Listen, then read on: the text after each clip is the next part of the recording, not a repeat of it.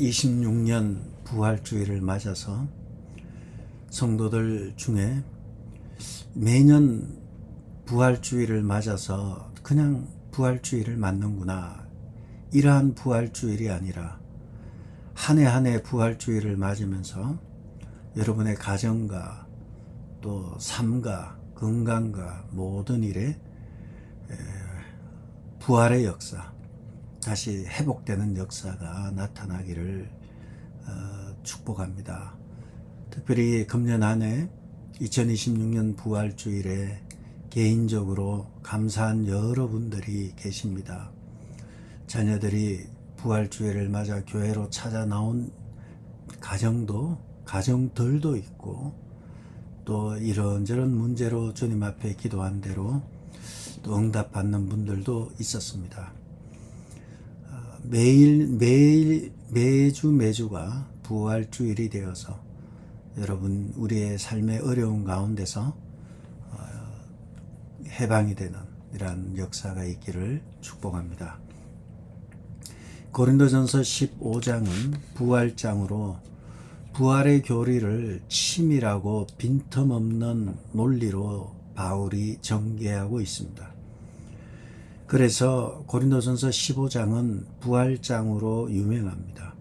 이 부활 사건이 왜 중요한가 하면, 구약에서 이스라엘 백성들은 사람이 죽으면 음부에 간다고 생각하고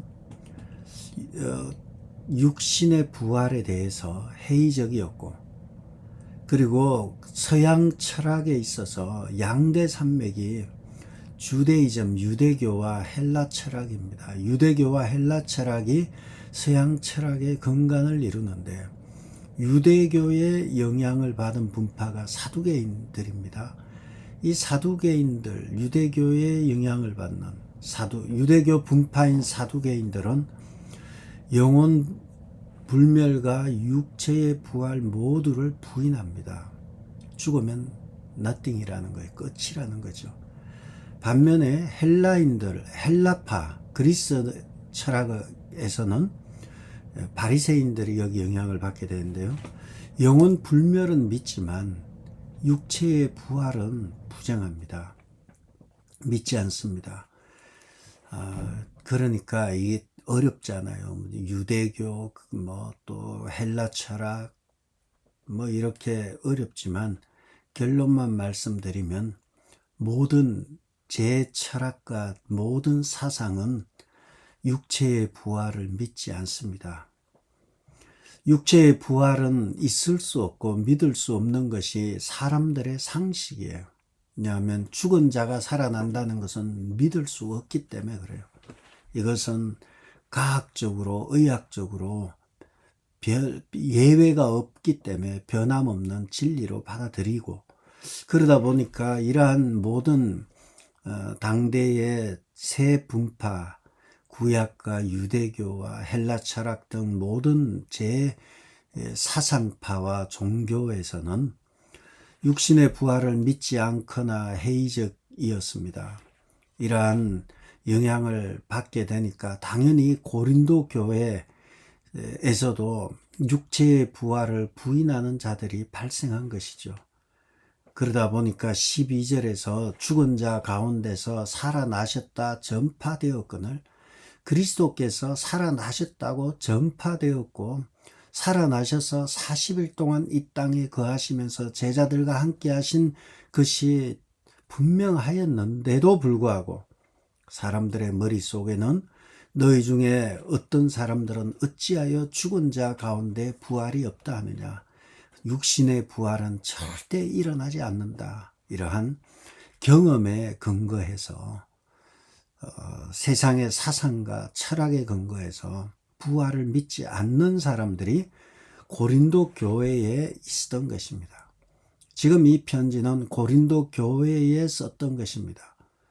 그러므로 교회 안에 육체의 부활을 믿지 않는 사람들, 바꿔 말하면 세상의 사상과 내 경험과 상식을 믿는 사람들이 적지 않게 많이 있다는 것입니다. 인간의 한계 속에 갇혀 있는 거죠. 우리는 우리의 경험 속에 갇혀 있게 됩니다. 모든 면에 있어서 내 경험과 내 생각을 중시 여기다 보니까 자신의 생각을 넘어서는 것에 대해서는 인정하려고 들지 않아요. 그럼에도 불구하고 그리스도인이기 때문에 예수님의 부활을 안 믿을 수도 없고, 그렇다고 믿기에는 참 내가 이해가 안 되고, 그러다 보니까 절충이 되죠. 예수님의 부활은 역사적인 부활에 대해서 얘기하지 말자. 역사성에 대해서 얘기하지 말고 예수님의 그 부활의 정신만 우리 얘기하자. 죄와 사망에서 죽으시고 다시 살아나신 그 불굴의 정신, 그 불굴의 정신을 우리는 다시 새기자 해서 부활절 축사나 또는 부활절에 뭐 이렇게 내용을 보면 역사적 부활 믿는 분들도 있지만 적지 않은 수가 존재론적으로 부활의 정신을 강조하는 경우가 많습니다. 세상은 이와 같이 그리스도의 부활의 죽은 자 가운데서 다시 살아났다 전파되었다는 역사적인 사실에 대해서 어떤 사람들은 어찌하여 죽은 자 가운데 부활이 없다 하는 자들이 발생하였던 것입니다. 그래서 고린도전서 15장을 통해서 부활장으로 바울이 강력하게 주장하는 것입니다. 바울이 주장하는 것은 15장 전체를 봐야 되지만 1절에서 4절에 보면 잘 이번 한 주 동안 15장을 살펴보고자 합니다. 이왕 부활장에 대해서 본 거 다시 한번 잘 살펴보고자 합니다. 15장 1절에 보시면 형제들아 내가 너희에게 전한 복음을 너희에게 알게 하노니 이는 너희가 받은 것이요 그 가운데 선 것이라. 1절에서 내가 너희에게 전한 복음이 있다는 거예요. 내가 너희에게 전한 복음이 있고 2절에 너희가 만일 내가 전한 그 복음, 그 말이라고 되어 있지만 너희가 만일 내가 전한 그 복음을 굳게 지키고 헛되이 믿지 아니하면 구원을 받을 것이다 나오고요. 1, 2절에서 내가 너희에게 전한 복음이 있고 3절에 가면 내가 받은 것을 너희에게 전하였다. 이 말을 통해 알 수 있는 것이 무엇입니까? 내가 너희에게 전한 복음이 있고 내가 너희에게 전한 말이 있는데 내가 너희에게 전한 것은 그리스도께서 내게 주신 것, 내가 받은 것을 너희에게 전하였다는 거예요.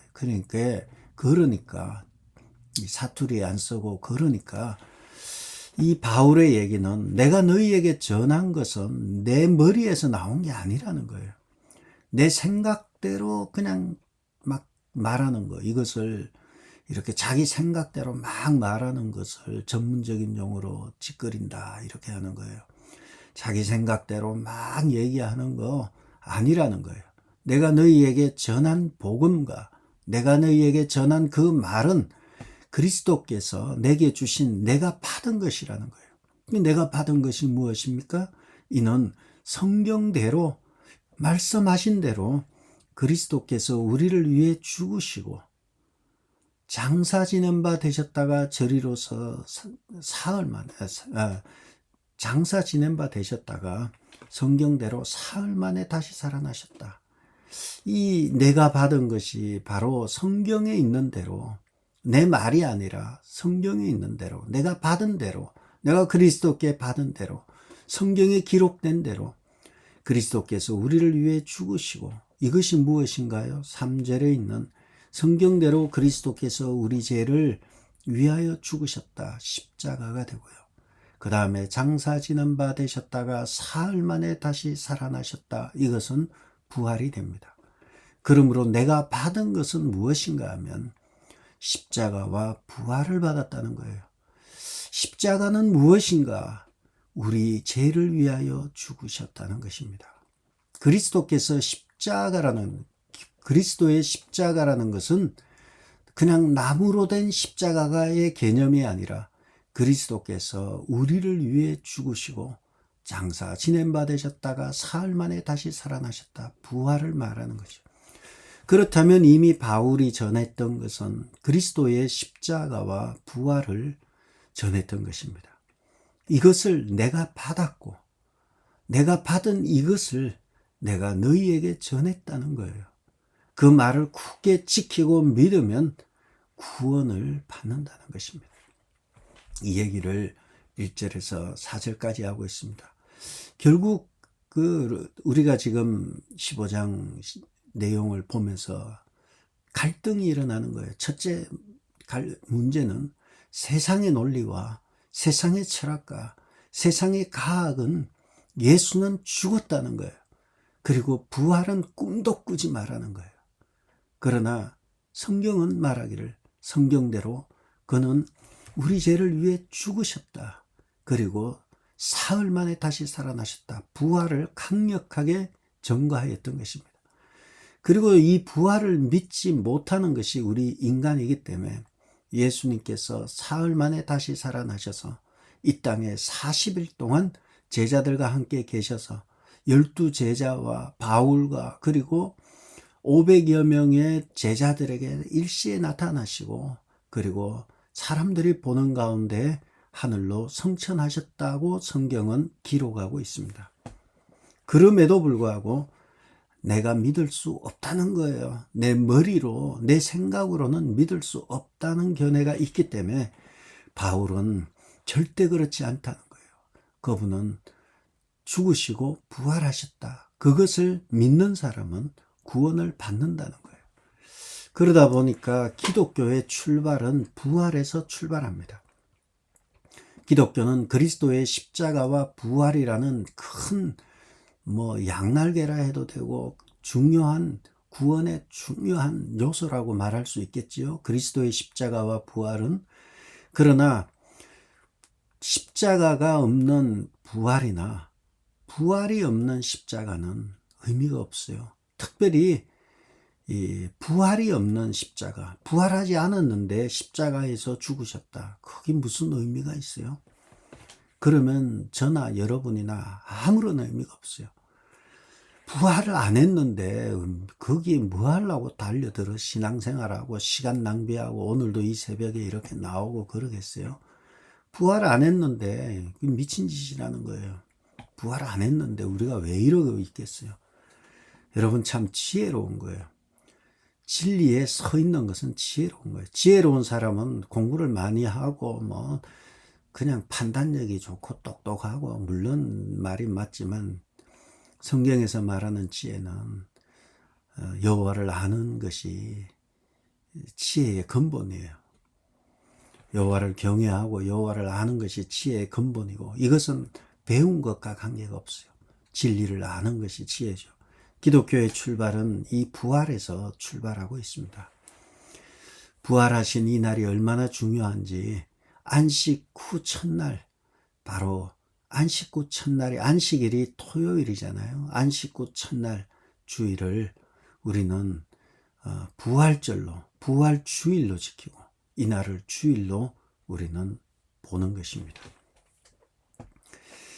제자들의 입장에서 또 본다면 이 주일이 안식 후 첫날이 의미 있는 것은 며칠 전이라 해봤자 주일이니까 주일, 금요일, 토요일, 주일이니까 금요일 날 십자가에 달려 돌아가셨는데 금요일 날 십자가에 달려 돌아가실 때 얼마나 서서히 퍼렇던지 달려들면 그냥 묶어버리고 예수를 그냥 그 예수를 믿는 무리들이 있잖아요.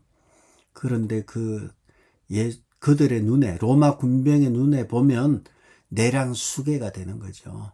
쿠데타하는 내란수계로서의 예수를 잡아다가 머리를 때리고 막 손바닥으로 뒤통수를 때리고 머리는 가시면류관을 아주 뾰족뾰족 그것도 가시면류관 그냥 대충 했겠어요?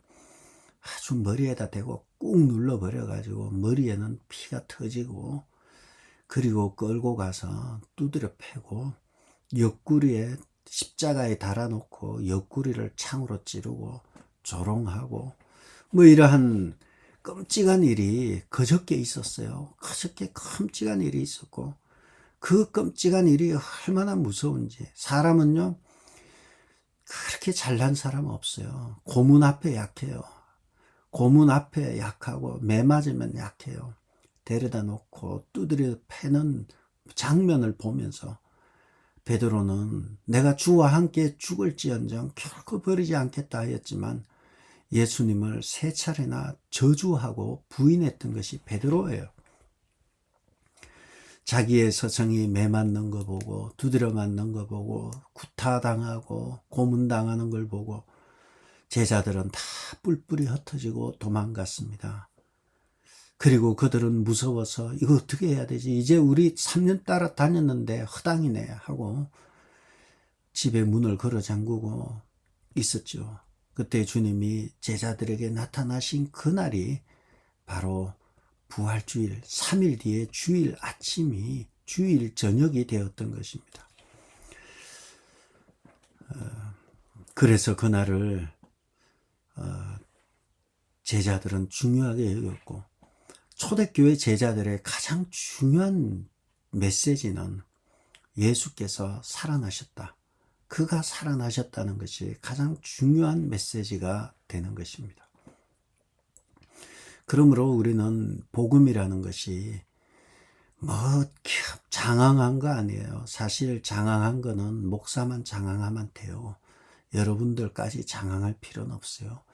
창세기부터 계시록까지 내용이 어떻고 뭐 등장인물이 어떻고 다 알면 좋지만 몰라도 상관없어요. 그 안다고 구원받는 거 아니에요. 알고 지옥 갈 수도 있고요. 몰라도 천국 갈 수 있어요. 하나님 앞에서 그러한 성경의 지식보다는 단순해야 돼요. 그는 살아나셨다. 예수는 살아나셨다.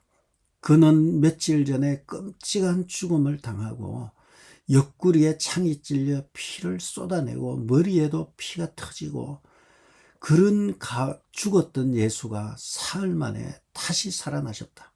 장사 지낸 바 되셨다가 사흘 만에 다시 살아나셨다. 부활을 믿는 거예요. 그리스도의 십자가와 부활을 외쳤던 것입니다. 초대교회에 그렇게 성경이 있었던 때도 아니에요. 아직 신약 성경이 쓰여지지도 않았어요. 신약 성경이 쓰여지지도 않았던 그때에 구약에 예언되었던 메시아가 오셨고 그가 우리를 위해 죽으시고 부활하셨다. 그것이 메시지에 뭐 없어요. 뭐 내용도 없고 뭐 그냥 간단해요. 그는 살아나셨다. 그런데 살아나셨다 하는데 그 눈에는 불이 쏟아져 나오는 거예요. 확신이 쏟아져 나오고 예수는 살아나셨다. 할렐루야 하고 돌아다니는데 막을 길이 없어요. 그러므로 굿뉴스 복음이라는 것은 두 가지예요. 십자가에서 죽은 예수님께서 죽은 자 가운데 살아나셨다. 십자가에서 죽은 예수와 살아나셨다. 십자가와 그리스도의 십자가와 부활이 복음의 핵심이 되는 것입니다. 그 중에서도 부활이 없다면 십자가는 헛된 죽음일 뿐입니다. 그래서 부활은 누구보다도 우리는 중요하게 여깁니다. 우리가 1절, 2절, 3절, 4절에 보면 내가 전한 복음, 내가 전한 그 말, 그리고 3절에서 뭐라 그랬나요? 내가 받은 것, 바로 성경대로 그가 십자가와 부활을 전했잖아요. 그러니까 바울이 받은 것은 성경에 기록된 대로 그리스도의 십자가와 부활이었고 그것을 내가 너희에게 전하였다. 그 전한 것을 믿으면 구원을 얻는다. 이것을 이미 15장 1, 2, 3, 4에서 얘기를 했습니다. 그런데 이것이 로마서 10장 9절에 가게 되면 동일한 말을 또 하죠. 이게 바울의 복음의 핵심이 여기 있는 거예요. 로마서 10장 9절을 제가 읽어볼게요. 내가 만일 너 입으로 예수를 주로 시인하며, 예수는 주라는 거예요. 시인하고, 두 번째, 또 하나님께서 그를 죽은 자 가운데 살리신 것, 여기에 한 문장 안에 다 들어가 있는 거예요. 대단한 표현력이에요. 하나님께서 그를 죽은 자 가운데서 살리신 것, 여기에 죽은 자 통해서 십자가가 나오고요. 그 가운데 살리신 것, 부활이 나와요. 하나님께서 그를 죽은 자 가운데서 살리신 것, 십자가와 부활을 내 마음에 믿으면 구원을 받으리라. 고린도전서 15장 1, 2절의 말씀과 로마서 10장 9절의 말씀이 같이 있는 거죠. 그것은 죽은 자 가운데서 살리신 십자가의 사건과 부활을 내 마음에 믿으면 구원을 얻는다. 그래서 사람이 마음으로 믿어 의에 이르고 입으로 시인하여 구원에 이르느니라. 우리가 믿는다는 것, 우리 그리스도인이라는 것은요, 크리스찬은 그리스도를 믿는 거죠. 뭘 믿나요? 믿음의 구체적인 내용이 있어야 돼요. 하나님께서 그를 죽은 자 가운데서 살리신 것, 십자가와 부활을 믿는 거예요. 그러면 구원을 받으리라. 그리고 예수를 주로 시인하는 거예요.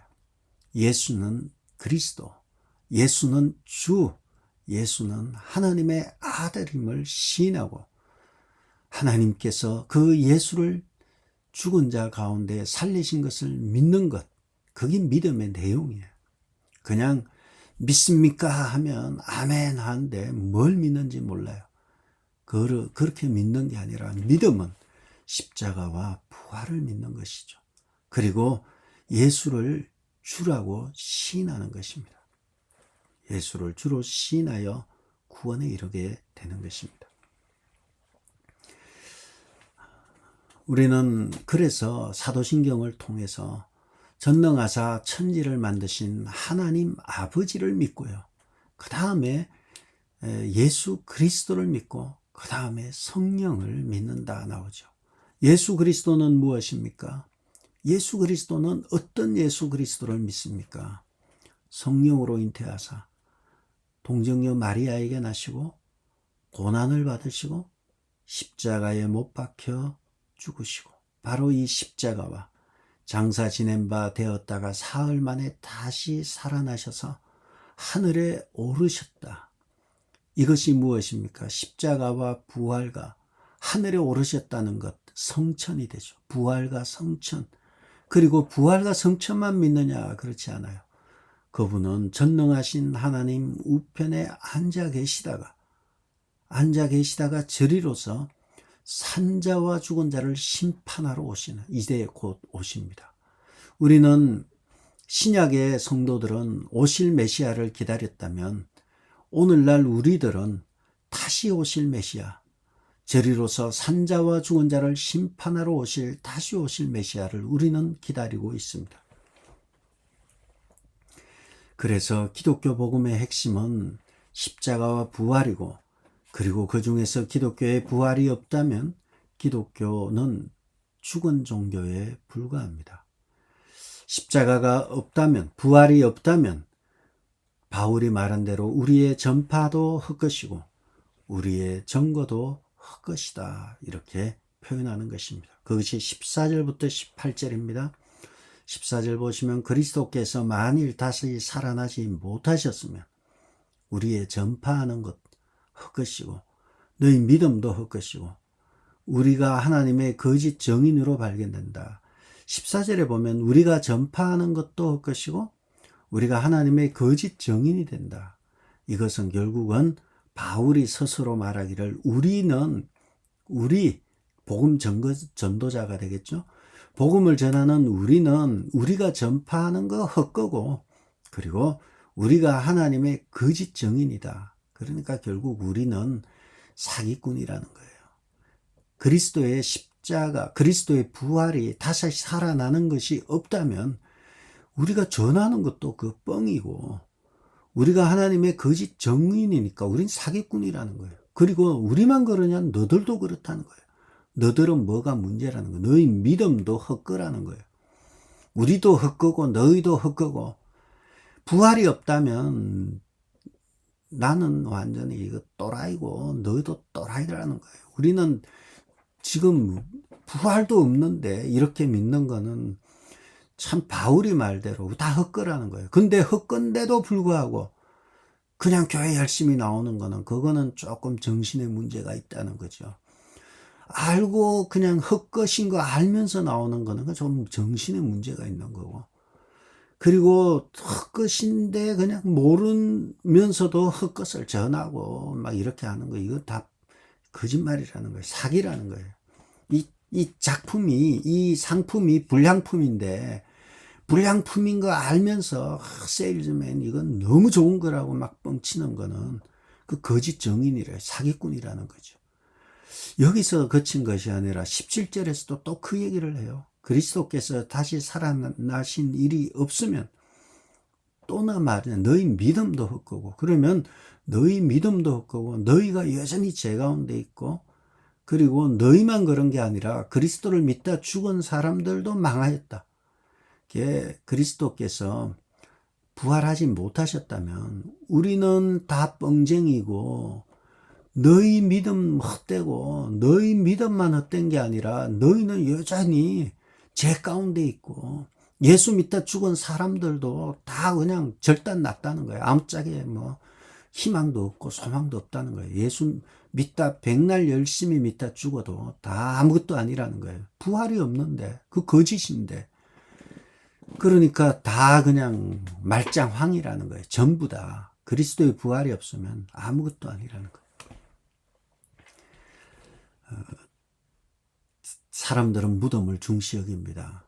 불교의 석가모니와 유교의 공자 마호메토 다 죽었어요. 그런데 그들은 무덤을 자랑하고, 무덤이 없으면 석가모니의 진신살인가 뭐 살이라 그러잖아요. 흰거, 그거 흰거 뭐 거기 얼마나 많이 나왔는지 모르지만 전 세계 사원에 뭐 그거 모시고 있다 이러면서 막 있고, 뭐 그만큼 나왔지도 않았을 텐데, 자주한 진짜든 가짜든 관계없어요. 사람들은 참 재미있는 것은 거짓말을 해도 그냥 내가 믿고 싶으면 믿는 거예요. 뻥인 거 다 알면지만 그냥 그런가 보다 하고 믿는 거예요. 하나님 앞에 설 때는 우리의 양심까지 심판을 받는 거죠. 알면서도 그렇게 한 것도 죄죠. 여기서 불교의 석가모니나 유교 공자 또는 마호메트 이런 무덤을 크게 만들어요. 가톨릭도 그런 면에서 이와 같은 걸 중시 여겨서 뭐 도마에 손가락이 있다고 하거나 뭐 이렇게 하면 다 몰리는 것이. 그러나 기독교는 그런 게 하나도 없어요. 기독교는 자랑은 빈 무덤이에요. 무덤을 화려하게 하고 이런 거 빈 무덤이고요. 기독교는 고통받고 있는 그리스도의 상이, 그 십자가 상이 없어요. 가톨릭에서는 그 십자가에 달린 예수가 고통스럽게 내려보고 계시고, 그리고 막 그걸 밤에 불 끄고 있는데 그다가 야광을 좀 해서 놓으면, 잠을 자려고 누웠더니 벽에다가 걸어놓은 예수님의 모습이 야광에다가 그다가 뻘건 눈물이 그다가 하나 또 조명을 해놓으면 막 괴로운 거예요. 내가 예수님을 못 봐갔구나. 대단한 종교신 같지만 우리는 부활하신 예수님을 믿습니다. 십자가의 고난보다 더 확실하고 의미 있는 것은 부활이에요. 그는 살아나셨다는 거예요. 그리고 하나님의 우편에 앉아 계시다가 이제 곧 다시 심판하러 오실 거라는 거예요. 그가 살아나셨다는 것은 축복이고 우리에게는 말할 수 없는 은혜예요. 그 은혜를 그렇게 뭐 형상을 만들어 놓고 서로 울어 눈물을 짜내면서 보고 있고 이런 거는 옳은 것이 아닙니다. 우리의 자랑은 빈 무덤이고 빈 그런 십자가예요. 예수님의 부활은 우리의 부활입니다. 예수님이 부활의 첫 열매가 되셨고, 부활의 첫 열매를 따라서 우리도 부활합니다. 우리는 그래서 죽음이 두렵지 않아요. 죽어도 좋고, 살아있으면 살아있는 대로 좋고, 살아있으면 해야 될 일하고, 죽음도 두렵지 않아요. 십자가의 부활에 왜 중요합니까? 부활은 사람들의 사상과 철학과 상식과 과학을 뛰어넘는 전능하신 하나님이 계시기 때문에 부활이 일어난 것이죠. 인간의 상식 속에 갇힌 것이 아니라 상식을 깨뜨리고 초월하고 능력을 나타내신 그 하나님, 그 놀라운 일을 행하신 하나님, 그가 예수가 주라는 것을 시인하고 하나님께서 그를 죽은 자 가운데서 살리신 것을 믿으면 구원을 얻으리라. 그러므로 우리가 죽은 자 가운데서 살리신 놀라운 일을 행하신 하나님, 예수는 주라는 것을 시인하며 고백하며 삶으로 살아내는 여러분들 되셔서 2026년을 살아가는 여러분들에게 하나님의 하늘로부터 부어지는 하나님의 놀라운 은혜가 여러분의 상식과 여러분의 생각을 뛰어넘어서 말할 수 없는 하늘의 평강이 은혜가 넘치는 여러분 되기를 주의 이름으로 축복합니다. 기도하겠습니다. 부활은 능력이며 부활은 상식을 초월해서 다시 살아나신 전능하신 하나님의 작품임을 저희들이 보았고, 부활하신 주님을 보면서 우리도 부활의 소망을 가지게 하신 것 감사합니다. 다시 하나님 주님 다시 오실 때 영원히 사는 그날을 소망하며 이 땅에서 우리에게 부활의 은혜를 주시려고 오신 그 주님을 생각하며 매일마다 승리하며 살아가는 귀한 성도들 되게 도와주시고, 부활의 은혜처럼 성도들 가운데 어려운 가운데 있고 어찌할 바 모르는 성도들 하나님 일일이 찾아가셔서 다시 일어나고 다시 회복되는 놀라운 역사가 나타나게 도와주옵소서. 예수님의 이름으로 기도드렸습니다. 아멘. 하늘에 계신 우리 아버지여, 이름이 거룩히 여김을 받으시오며 나라의 마옵시며 뜻이 하늘에서 이룬 것 같이 땅에서도 이루어지이다. 오늘 우리에게 일용할 양식을 주옵시고 우리가 우리에게 죄지은 자를 사하여 준 것 같이 우리 죄를 사하여 주옵시고 우리를 시험에 들게 하지 마옵시고 다만 악에서 구하옵소서. 나라와 근세와 영광이 아버지께 영원히 있사옵나이다.